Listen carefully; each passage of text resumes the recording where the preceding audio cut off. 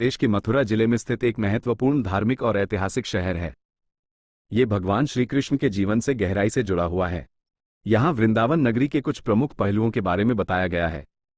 श्री कृष्ण की लीलाओं का केंद्र। वृंदावन को भगवान श्री कृष्ण की बाल लीलाओं का केंद्र माना जाता है। माना जाता है कि उन्होंने यमुना नदी के तट पर और आसपास के क्षेत्रों में गोपियों के साथ रासलीला और अन्य मनमोहक लीलाएं की थीं। मंदिरों का शहर। वृंदावन में असंख्य मंदिर हैं, जिनमें से अधिकांश भगवान कृष्ण और राधा रानी को समर्पित हैं। कुछ प्रसिद्ध मंदिरों में शामिल हैं बांके बिहारी मंदिर, माता राधा रानी मंदिर, गोविंद देव मंदिर, इस्कॉन मंदिर। आध्यात्मिक महत्व। वृंदावन को एक पवित्र स्थान माना जाता है, जहां भक्तगण आध्यात्मिक शांति और मोक्ष की प्राप्ति के लिए आते हैं। यहाँ कई आश्रम और संत भी निवास करते हैं। सांस्कृतिक विरासत। वृंदावन की अपनी समृद्ध संस्कृति है, जिसमें संगीत, नृत्य, रंगमंच और कथावाचन शामिल हैं। यहाँ के भजन और रासलीला प्रसिद्ध हैं। यदि आप वृंदावन नगरी के बारे में अधिक जानकारी प्राप्त करना चाहते हैं, तो आप निम्न कर सकते हैं। वृंदावन से जुड़े भजन और संगीत सुनना। वृंदावन के दर्शनों के लिए यात्रा करना, यदि संभव हो। वृंदावन कैसे पहुंचा जाए, इसके बारे में कुछ विकल्प दिए गए हैं। वृंदावन का अपना हवाई अड्डा नहीं है। निकटतम हवाई अड्डा आगरा में खेरिया हवाई अड्डा है, जो लगभग 55 किलोमीटर दूर है। आप दिल्ली, कोलकाता, वाराणसी और मुंबई से भी उड़ानें प्राप्त कर सकते हैं। अंतर्राष्ट्रीय यात्री दिल्ली के इंदिरा गांधी अंतर्राष्ट्रीय हवाई अड्डे पर उतर सकते हैं और फिर घरेलू उड़ान से खेरिया जाकर वहां से वृंदावन पहुंच सकते हैं। ट्रेन। वृंदावन का अपना रेलवे स्टेशन है, वृंदावन रेलवे स्टेशन।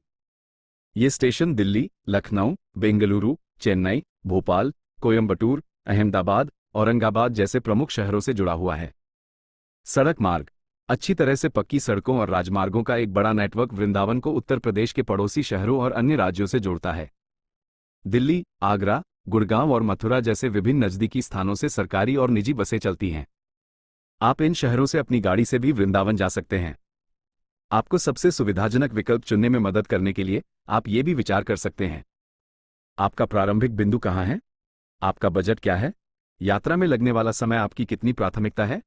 उदाहरण के लिए, यदि आप जल्दी पहुंचना चाहते हैं, तो उड़ान सबसे तेज विकल्प हो सकता है। लेकिन अगर आपका बजट सीमित है, तो ट्रेन या बस एक अच्छा विकल्प हो सकता है। वृंदावन की यात्रा का खर्च आपके चुने हुए परिवहन मोड, रहने की व्यवस्था और अन्य गतिविधियों पर निर्भर करता है। यहाँ एक अनुमान है। परिवहन। हवाई जहाज। दिल्ली से आगरा के लिए उड़ान का किराया लगभग 2,000 रुपये से 5,000 रुपये के बीच हो सकता है। टैक्सी या कार द्वारा आगरा से वृंदावन तक पहुंचने में लगभग 500 रुपये माइनस 1,000 रुपये का खर्च आ सकता है। ट्रेन। ट्रेन का किराया आपके प्रारंभिक बिंदु पर निर्भर करता है। उदाहरण के लिए, दिल्ली से वृंदावन के लिए ट्रेन का किराया लगभग 200 रुपये से 1,000 रुपये के बीच हो सकता है। बस का किराया आपके प्रारंभिक बिंदु पर निर्भर करता है। दिल्ली से वृंदावन के लिए बस का किराया लगभग 200 रुपये से 500 रुपये के बीच हो सकता है। रहना। वृंदावन में बजट के अनुकूल गेस्ट हाउस से लेकर लग्जरी होटलों तक विभिन्न प्रकार के आवास विकल्प उपलब्ध हैं। एक साधारण गेस्ट हाउस में प्रति रात 500 रुपये से 1,000 रुपये के बीच का खर्च हो सकता है, जबकि एक अच्छे होटल में प्रति रात 2,000 रुपये से 5,000 रुपये या उससे अधिक का खर्च हो सकता है। अन्य खर्च। भोजन। वृंदावन में खाने पीने का खर्च काफी किफायती है। आप स्ट्रीट फूड से लेकर अच्छे रेस्तरां तक विभिन्न विकल्पों में से चुन सकते हैं। प्रतिदिन भोजन पर 200 रुपये से 500 रुपये के बीच का खर्च हो सकता है। दर्शन और गतिविधियां। वृंदावन के विभिन्न मंदिरों और स्थलों के दर्शन आमतौर पर निःशुल्क होते हैं। हालांकि कुछ विशेष पूजा पाठ या अनुष्ठानों में शुल्क लग सकता है। आप नाव यात्रा, सांस्कृतिक कार्यक्रमों आदि जैसी अतिरिक्त गतिविधियों में भी शामिल हो सकते हैं, जिनका खर्च अलग से लगेगा। आमतौर पर 2-3 दिन की यात्रा के लिए वृंदावन जाने का खर्च प्रति व्यक्ति लगभग 5,000 रुपये से 10,000 रुपये के बीच हो सकता है। ये राशि आपके चुने हुए विकल्पों के आधार पर कम या ज्यादा हो सकती है। यात्रा का खर्च कम करने के लिए आप कुछ उपाय कर सकते हैं, जैसे सीजन के बाहर यात्रा करना, जब पर्यटकों की संख्या कम होती है और आवास और परिवहन के किराए में कमी आती है। बजट के अनुकूल गेस्ट हाउस या धर्मशाला में रहना। सार्वजनिक परिवहन का उपयोग करना, जैसे कि ट्रेन या बस। स्ट्रीट फूड और स्थानीय रेस्तरां में भोजन करना। आप ऑनलाइन ट्रैवल एजेंसियों (OTA) के ऑफर और पैकेजों की जांच भी कर सकते हैं, जो अक्सर परिवहन, आवास और दर्शनीय स्थलों के भ्रमण को मिलाकर आकर्षक डील प्रदान करते हैं। वृंदावन नगरी का इतिहास काफी समृद्ध और प्राचीन है, जो भगवान श्री कृष्ण के जीवन से गहराई से जुड़ा हुआ है। यहाँ वृंदावन के इतिहास की कुछ प्रमुख बातें प्रस्तुत हैं। पौराणिक कथाओं के अनुसार वृंदावन उस वन का नाम है जहां भगवान कृष्ण अपने बचपन और किशोरावस्था में गोपियों के साथ रासलीला और अन्य मनमोहक लीलाएं किया करते थे। प्रारंभिक इतिहास। हालांकि पुरातात्विक साक्ष्य सीमित हैं, माना जाता है कि वृंदावन क्षेत्र में ईसा पूर्व पहली शताब्दी से ही बसती थी। मध्ययुगीन काल। वृंदावन को मध्ययुगीन काल में वैष्णव संतों और कवियों द्वारा विशेष महत्व दिया गया, जिन्होंने भगवान कृष्ण की भक्ति और उनके जीवन से जुड़ी कथाओं को प्रचारित किया। 16वीं शताब्दी में चैतन्य महाप्रभु जैसे प्रमुख संतों के आगमन ने वृंदावन को एक प्रमुख वैष्णव तीर्थस्थल के रूप में स्थापित किया। इस काल में कई मंदिरों का निर्माण हुआ, जिनमें से कुछ आज भी वृंदावन की पहचान है। आधुनिक काल। वर्तमान समय में वृंदावन भारत का एक प्रमुख धार्मिक और पर्यटन स्थल है। यहाँ हर साल लाखों श्रद्धालु भगवान कृष्ण के दर्शन और आशीर्वाद प्राप्त करने के लिए आते हैं। वृंदावन के इतिहास की कुछ अन्य महत्वपूर्ण बातें। मुगल शासन के दौरान वृंदावन को कुछ समय के लिए उपेक्षित किया गया था, लेकिन बाद में ये फिर से वैष्णव संप्रदाय का केंद्र बन गया। 19वीं और 20वीं शताब्दी में वृंदावन में कई नए मंदिरों और आश्रमों का निर्माण हुआ, जिससे इसकी धार्मिक और आध्यात्मिक महत्ता और बढ़ गई। वृंदावन के इतिहास को समझने के लिए आप निम्न संसाधनों का उपयोग कर सकते हैं। वृंदावन का विकिपीडिया लेख। हिंदी में वृंदावन के बारे में विकिपीडिया लेख। Invalid URL removed. वैष्णव संतों और कवियों के ग्रंथ जैसे भागवत पुराण, गीता गोविंद आदि। वृंदावन से संबंधित पुस्तकें और शोध लेख।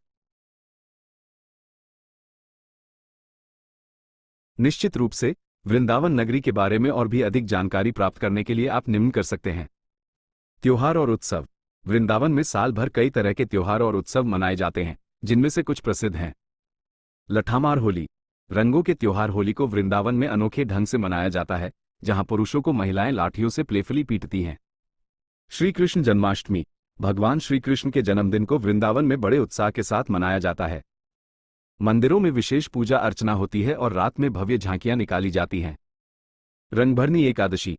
होली के बाद आने वाली यह एकादशी भी वृंदावन में हर्षोल्लास के साथ मनाई जाती है। संस्कृति और परंपराएं। वृंदावन की अपनी अनूठी संस्कृति और परंपराएं हैं, जिनमें शामिल हैं भजन और कीर्तन।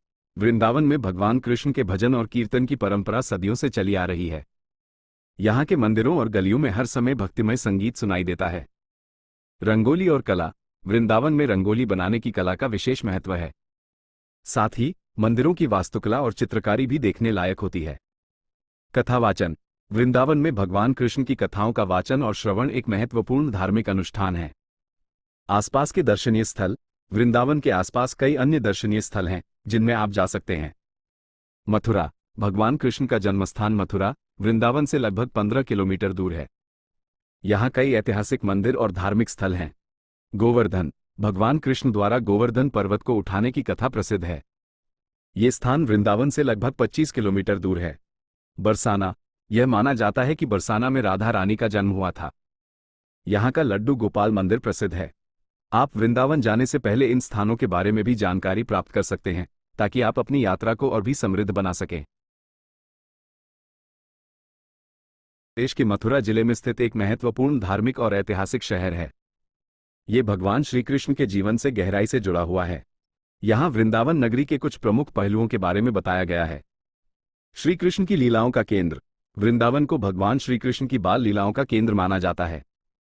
माना जाता है कि उन्होंने यमुना नदी के तट पर और आसपास के क्षेत्रों में गोपियों के साथ रासलीला और अन्य मनमोहक लीलाएं की थीं। मंदिरों का शहर। वृंदावन में असंख्य मंदिर हैं, जिनमें से अधिकांश भगवान कृष्ण और राधा रानी को समर्पित हैं। कुछ प्रसिद्ध मंदिरों में शामिल हैं बांके बिहारी मंदिर, माता राधा रानी मंदिर, गोविंद देव मंदिर, इस्कॉन मंदिर। आध्यात्मिक महत्व। वृंदावन को एक पवित्र स्थान माना जाता है, जहां भक्तगण आध्यात्मिक शांति और मोक्ष की प्राप्ति के लिए आते हैं। यहाँ कई आश्रम और संत भी निवास करते हैं। सांस्कृतिक विरासत। वृंदावन की अपनी समृद्ध संस्कृति है, जिसमें संगीत, नृत्य, रंगमंच और कथावाचन शामिल हैं। यहाँ के भजन और रासलीला प्रसिद्ध हैं। यदि आप वृंदावन नगरी के बारे में अधिक जानकारी प्राप्त करना चाहते हैं, तो आप निम्न कर सकते हैं। विकिपीडिया पर वृंदावन का लेख। हिंदी में वृंदावन के बारे में विकिपीडिया लेख। Invalid URL removed. वृंदावन से जुड़े भजन और संगीत सुनना। वृंदावन के दर्शनों के लिए यात्रा करना, यदि संभव हो। वृंदावन कैसे पहुंचा जाए, इसके बारे में कुछ विकल्प दिए गए हैं। वृंदावन का अपना हवाई अड्डा नहीं है। निकटतम हवाई अड्डा आगरा में खेरिया हवाई अड्डा है, जो लगभग 55 किलोमीटर दूर है। आप दिल्ली, कोलकाता, वाराणसी और मुंबई से भी उड़ानें प्राप्त कर सकते हैं। अंतर्राष्ट्रीय यात्री दिल्ली के इंदिरा गांधी अंतर्राष्ट्रीय हवाई अड्डे पर उतर सकते हैं और फिर घरेलू उड़ान से खेरिए जाकर वहां से वृंदावन पहुंच सकते हैं। ट्रेन। वृंदावन का अपना रेलवे स्टेशन है, वृंदावन रेलवे स्टेशन। ये स्टेशन दिल्ली, लखनऊ, बेंगलुरु, चेन्नई, भोपाल, कोयंबटूर, अहमदाबाद, औरंगाबाद जैसे प्रमुख शहरों से जुड़ा हुआ है। सड़क मार्ग। अच्छी तरह से पक्की सड़कों और राजमार्गों का एक बड़ा नेटवर्क वृंदावन को उत्तर प्रदेश के पड़ोसी शहरों और अन्य राज्यों से जोड़ता है। दिल्ली, आगरा, गुड़गांव और मथुरा जैसे विभिन्न नजदीकी स्थानों से सरकारी और निजी बसें चलती हैं। आप इन शहरों से अपनी गाड़ी से भी वृंदावन जा सकते हैं। आपको सबसे सुविधाजनक विकल्प चुनने में मदद करने के लिए आप ये भी विचार कर सकते हैं। आपका प्रारंभिक बिंदु कहाँ है? आपका बजट क्या है? यात्रा में लगने वाला समय आपकी कितनी प्राथमिकता है? उदाहरण के लिए, यदि आप जल्दी पहुंचना चाहते हैं तो उड़ान सबसे तेज विकल्प हो सकता है। लेकिन अगर आपका बजट सीमित है तो ट्रेन या बस एक अच्छा विकल्प हो सकता है। वृंदावन की यात्रा का खर्च आपके चुने हुए परिवहन मोड, रहने की व्यवस्था और अन्य गतिविधियों पर निर्भर करता है। यहां एक अनुमान है। परिवहन। हवाई जहाज। दिल्ली से आगरा के लिए उड़ान का किराया लगभग 2,000 रुपये से 5,000 रुपये के बीच हो सकता है। टैक्सी या कार द्वारा आगरा से वृंदावन तक पहुंचने में लगभग 500 रुपये माइनस 1,000 रुपये का खर्च आ सकता है। ट्रेन। ट्रेन का किराया आपके प्रारंभिक बिंदु पर निर्भर करता है। उदाहरण के लिए, दिल्ली से वृंदावन के लिए ट्रेन का किराया लगभग 200 रुपये से 1,000 रुपये के बीच हो सकता है। बस का किराया आपके प्रारंभिक बिंदु पर निर्भर करता है। दिल्ली से वृंदावन के लिए बस का किराया लगभग 200 रुपये से 500 रुपये के बीच हो सकता है। रहना। वृंदावन में बजट के अनुकूल गेस्ट हाउस से लेकर लग्जरी होटलों तक विभिन्न प्रकार के आवास विकल्प उपलब्ध हैं। एक साधारण गेस्ट हाउस में प्रति रात 500 रुपये से 1,000 रुपये के बीच का खर्च हो सकता है, जबकि एक अच्छे होटल में प्रति रात 2,000 रुपये से 5,000 रुपये या उससे अधिक का खर्च हो सकता है। अन्य खर्च। भोजन। वृंदावन में खाने पीने का खर्च काफी किफायती है। आप स्ट्रीट फूड से लेकर अच्छे रेस्तरां तक विभिन्न विकल्पों में से चुन सकते हैं। प्रतिदिन भोजन पर 200 रुपये से 500 रुपये के बीच का खर्च हो सकता है। दर्शन और गतिविधियां। वृंदावन के विभिन्न मंदिरों और स्थलों के दर्शन आमतौर पर निःशुल्क होते हैं। हालांकि कुछ विशेष पूजा पाठ या अनुष्ठानों में शुल्क लग सकता है। आप नाव यात्रा, सांस्कृतिक कार्यक्रमों आदि जैसी अतिरिक्त गतिविधियों में भी शामिल हो सकते हैं, जिनका खर्च अलग से लगेगा। आमतौर पर 2-3 दिन की यात्रा के लिए वृंदावन जाने का खर्च प्रति व्यक्ति लगभग 5,000 रुपये से 10,000 रुपये के बीच हो सकता है। ये राशि आपके चुने हुए विकल्पों के आधार पर कम या ज्यादा हो सकती है। यात्रा का खर्च कम करने के लिए आप कुछ उपाय कर सकते हैं, जैसे सीजन के बाहर यात्रा करना, जब पर्यटकों की संख्या कम होती है और आवास और परिवहन के किराए में कमी आती है। बजट के अनुकूल गेस्ट हाउस या धर्मशाला में रहना। सार्वजनिक परिवहन का उपयोग करना, जैसे कि ट्रेन या बस। स्ट्रीट फूड और स्थानीय रेस्तरां में भोजन करना। आप ऑनलाइन ट्रैवल एजेंसियों (OTA) के ऑफर और पैकेजों की जांच भी कर सकते हैं, जो अक्सर परिवहन, आवास और दर्शनीय स्थलों के भ्रमण को मिलाकर आकर्षक डील प्रदान करते हैं। वृंदावन नगरी का इतिहास काफी समृद्ध और प्राचीन है, जो भगवान श्री कृष्ण के जीवन से गहराई से जुड़ा हुआ है। यहाँ वृंदावन के इतिहास की कुछ प्रमुख बातें प्रस्तुत हैं। पौराणिक कथाओं के अनुसार वृंदावन उस वन का नाम है जहाँ भगवान कृष्ण अपने बचपन और किशोरावस्था में गोपियों के साथ रासलीला और अन्य मनमोहक लीलाएं किया करते थे। प्रारंभिक इतिहास। हालांकि पुरातात्विक साक्ष्य सीमित हैं, माना जाता है कि वृंदावन क्षेत्र में ईसा पूर्व 1ली शताब्दी से ही बसती थी। मध्ययुगीन काल। वृंदावन को मध्ययुगीन काल में वैष्णव संतों और कवियों द्वारा विशेष महत्व दिया गया, जिन्होंने भगवान कृष्ण की भक्ति और उनके जीवन से जुड़ी कथाओं को प्रचारित किया। 16वीं शताब्दी में चैतन्य महाप्रभु जैसे प्रमुख संतों के आगमन ने वृंदावन को एक प्रमुख वैष्णव तीर्थस्थल के रूप में स्थापित किया। इस काल में कई मंदिरों का निर्माण हुआ, जिनमें से कुछ आज भी वृंदावन की पहचान है। आधुनिक काल। वर्तमान समय में वृंदावन भारत का एक प्रमुख धार्मिक और पर्यटन स्थल है। यहाँ हर साल लाखों श्रद्धालु भगवान कृष्ण के दर्शन और आशीर्वाद प्राप्त करने के लिए आते हैं। वृंदावन के इतिहास की कुछ अन्य महत्वपूर्ण बातें। मुगल शासन के दौरान वृंदावन को कुछ समय के लिए उपेक्षित किया गया था, लेकिन बाद में ये फिर से वैष्णव संप्रदाय का केंद्र बन गया। 19वीं और 20वीं शताब्दी में वृंदावन में कई नए मंदिरों और आश्रमों का निर्माण हुआ, जिससे इसकी धार्मिक और आध्यात्मिक महत्ता और बढ़ गई। वृंदावन के इतिहास को समझने के लिए आप निम्न संसाधनों का उपयोग कर सकते हैं। वृंदावन का विकिपीडिया लेख। हिंदी में वृंदावन के बारे में विकिपीडिया लेख। Invalid URL removed. वैष्णव संतों और कवियों के ग्रंथ, जैसे भागवत पुराण, गीता गोविंद आदि। वृंदावन से संबंधित पुस्तकें और शोध लेख। निश्चित रूप से वृंदावन नगरी के बारे में और भी अधिक जानकारी प्राप्त करने के लिए आप निम्न कर सकते हैं। त्योहार और उत्सव। वृंदावन में साल भर कई तरह के त्योहार और उत्सव मनाए जाते हैं, जिनमें से कुछ प्रसिद्ध हैं। लठामार होली। रंगों के त्योहार होली को वृंदावन में अनोखे ढंग से मनाया जाता है, जहां पुरुषों को महिलाएं लाठियों से प्लेफुली पीटती हैं। श्री कृष्ण जन्माष्टमी। भगवान श्री कृष्ण के जन्मदिन को वृंदावन में बड़े उत्साह के साथ मनाया जाता है। मंदिरों में विशेष पूजा अर्चना होती है और रात में भव्य झांकियां निकाली जाती हैं। रंगभरनी एकादशी। होली के बाद आने वाली यह एकादशी भी वृंदावन में हर्षोल्लास के साथ मनाई जाती है। संस्कृति और परंपराएं। वृंदावन की अपनी अनूठी संस्कृति और परंपराएं हैं, जिनमें शामिल हैं भजन और कीर्तन। वृंदावन में भगवान कृष्ण के भजन और कीर्तन की परंपरा सदियों से चली आ रही है। यहाँ के मंदिरों और गलियों में हर समय भक्तिमय संगीत सुनाई देता है। रंगोली और कला। वृंदावन में रंगोली बनाने की कला का विशेष महत्व है। साथ ही मंदिरों की वास्तुकला और चित्रकारी भी देखने लायक होती है। कथावाचन। वृंदावन में भगवान कृष्ण की कथाओं का वाचन और श्रवण एक महत्वपूर्ण धार्मिक अनुष्ठान है। आसपास के दर्शनीय स्थल। वृंदावन के आसपास कई अन्य दर्शनीय स्थल हैं, जिनमें आप जा सकते हैं। मथुरा। भगवान कृष्ण का जन्मस्थान मथुरा वृंदावन से लगभग 15 किलोमीटर दूर है। यहाँ कई ऐतिहासिक मंदिर और धार्मिक स्थल हैं। गोवर्धन। भगवान कृष्ण द्वारा गोवर्धन पर